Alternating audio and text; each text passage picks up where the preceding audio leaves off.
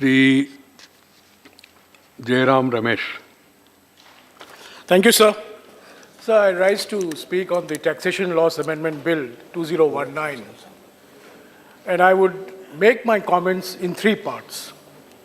There's a subtext to this bill, there's the text of this bill, and there is the context of this bill. So I'm going to first talk about the subtext of the bill. So this bill really gives legislative sanction to an announcement made by the Honorable Finance Minister on the 20th of September 2019 during the course of a GST Council meeting in Goa. She had presented her maiden budget on the 5th of July 2019, but within 77 days, major changes were made to the corporate tax regime, and that too through a big bang announcement in Goa. So the changes were welcome, but the timing was quite extraordinary.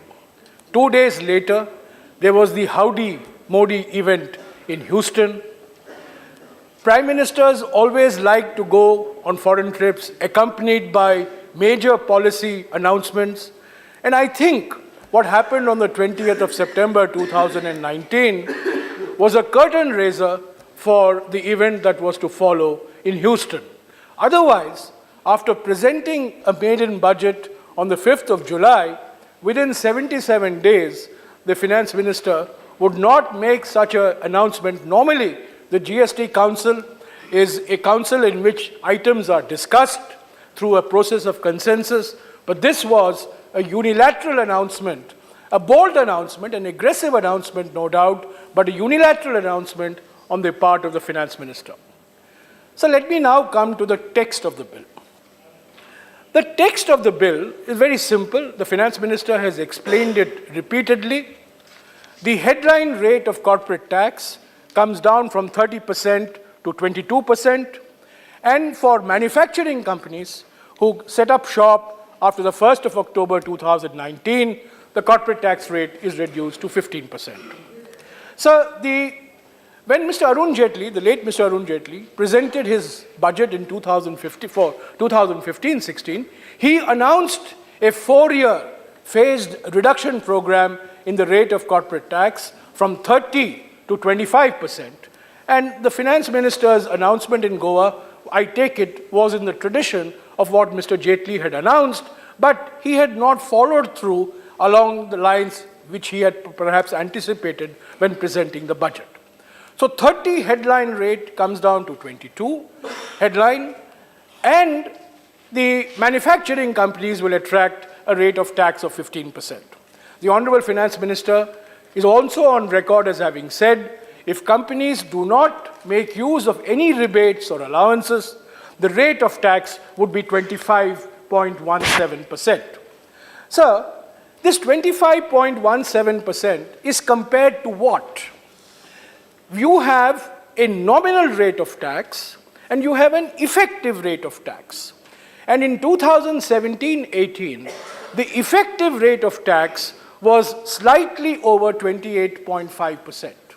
So my question to the Honorable Finance Minister, 30 to 22 looks very grand, but 28.5 effective rate of taxation to 25.17 does not look all that grand as compared to what the announcement was made. So further, the finance minister also announced in Goa, and I compliment her for being fully transparent, that we will lose, the economy will lose about 1,45,000 crores on account of these corporate tax reductions. Now, so when you look at the structure of people who are paying the corporate tax, only about 850 odd companies are paying an effective rate of taxation of more than 30%. Only about 850 odd. And these companies account for about 16% of the total corporate tax collection. So this 1,45,000 crores, according to my calculations, will benefit largely 850 odd companies. But it's a very large benefit that we are giving, 1,45,000 crores, in the hope that capital expenditure will actually increase. Now, sir, when an ordinance is issued and a bill comes after the ordinance, usually the bill sanctifies the ordinance. But I wish to point out, sir, that there are significant differences between the ordinance that was issued following the finance minister's announcement and the bill that we are discussing today. There are three very significant differences. And most important difference between the ordinance and the bill is that the effective rate of MAT, the minimum alternative tax, was, according to the finance minister's initial announcement, to be made applicable from the financial year 2019-20, but according to the bill, it will be made applicable from the financial year 2021. So this, again, I do not want to make a big issue out of it, because obviously the finance minister will come back and say, but 10 years ago, this is what happened. 15 years ago, this is what happened. It's quite possible it may have happened. But sir, normally, members of parliament operate on the assumption that a bill issued after an ordinance converts the ordinance into a law. But I wish to point out that in this bill, there are three very significant differences between the ordinance, and one of the differences I have pointed out relates to the minimum alternative tax. Sir, no government should take parliament for granted. No government. And when an ordinance is issued, the bill must reflect the ordinance. If changes are made following the issue of the ordinance, it reflects poor staff work, poor homework on the part of the government in power. So I am not casting aspersions on anybody, but I do wish to say that normal parliamentary practice is 100% mirror image of the bill with the ordinance that is issued. So the corporate tax reduction involving a loss of, not a loss, but a revenue foregone of 1,45,000 crores is about 5% of the total revenue, slightly over 5% of the total revenue that the finance minister had budgeted for in her maiden budget of July 5th, 2019. The assumption here is that companies will have more cash. This cash will convert into increased capital expenditure, and this increased capital expenditure will fuel economic growth. Now, I come to the third part of my presentation. After the subtext and the text, I want to come to the context of this. So what is the context of the corporate tax reduction? The context of the corporate tax reduction is, from January to March 2018, so there used to be a very famous Hindi film called QSQT. Now, we are living in a new era of QSQT, not Qayamat se Qayamat tak, but quarter se quarter tak. So, let us look at QSQT. 8.1%, 8%, 7%, 6.6%, 5.8%, 5%, and the latest 4.5%. So I'm not a great believer in QSQT, by the way, because economies grow on long-term growth trends. But when you have 6 consecutive quarters of GDP decline, not a recession, Honorable Finance Minister, by classic economics textbook definitions, but 6 consecutive quarters of GDP decline, it is cause for worry. These are not statistical declines. These are not statistical aggregates. Look at it. To come from 8% to 4.5% requires extraordinary effort on the part of the government in power. And I wish to say that the government in power has worked very hard to achieve 6 consecutive quarters of GDP decline. Sir, we have had an extensive discussion on the state of the economy. The Honorable Finance Minister has responded equally extensively. But I do wish to make the point that the assumption governing this bill, that companies will have more cash, cash will lead to more capital expenditure, and capital expenditure will lead to more growth, is fundamentally flawed. Because what is lying at the root of the economic problem today is consumption. So India has faced economic crisis over the last 70 years. And every economic crisis can be traced to one of 5 Fs.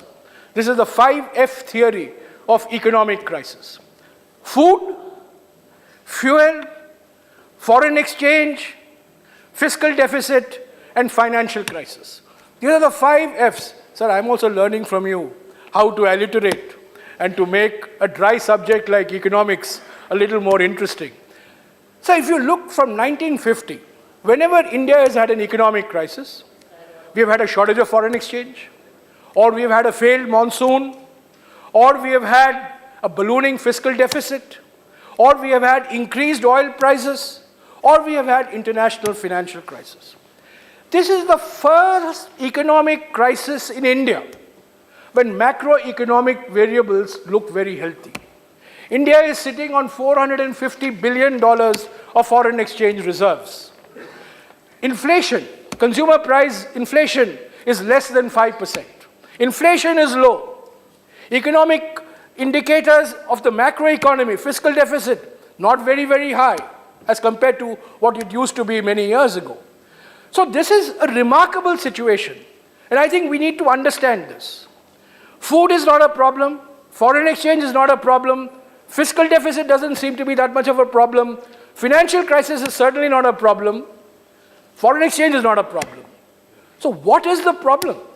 Why is the economy so healthy on the one side and showing decline quarter after quarter after quarter for 6 quarters? So I request the finance minister, economics textbooks do not teach us anything for this situation that India finds itself in. Most countries in crisis have no foreign exchange.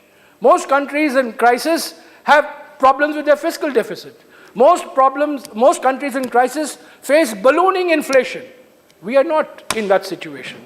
But yet, our situation is one of continuous economic deceleration. And I come back to the point, sir, sentiment. Sentiment is subdued. Sentiment is negative. Sentiment is not positive. This corporate tax reduction helped markets balloon 24 hours, 48 hours, but did nothing to address long-term issues of sentiment, long-term issues of consumption, long-term issues of investment sluggishness. So I request the Honorable Finance Minister, she will get this bill passed. Corporate India has welcomed this bill. Any reduction in tax rates today, sir, is welcomed by everybody. That's the new fiscal sociology that we have. We used to have a finance minister in the 50s, the great T.T. Krishnamachari, TTK, who used to present budgets. And every time he presented a budget, a member would get up and say, TTK stands for tax, tax and kill. But that tax, tax and kill era is over. Now it is reduce tax and reduce tax. But I wish to suggest to you that this corporate tax reduction is good atmospherics, good headlines, good PR, but is not going to address the structural problems of the economy that is born out of falling consumption and declining investment. So with these words, sir, I wish to extend my support to the amendments with a request that the finance minister in future, when she comes with ordinances, does not make changes after the ordinance is issued, brings a bill in consonance with the ordinance, and as far as possible, avoid major economic policy pronouncements via the ordinance route. Thank you, sir. Thank you, Rameshji. Honorable members, we have 3 hours time for this bill. So we started at the rate note. We have to conclude it by 6 o'clock, then take up special mentions also, including minister's reply. We should complete it today.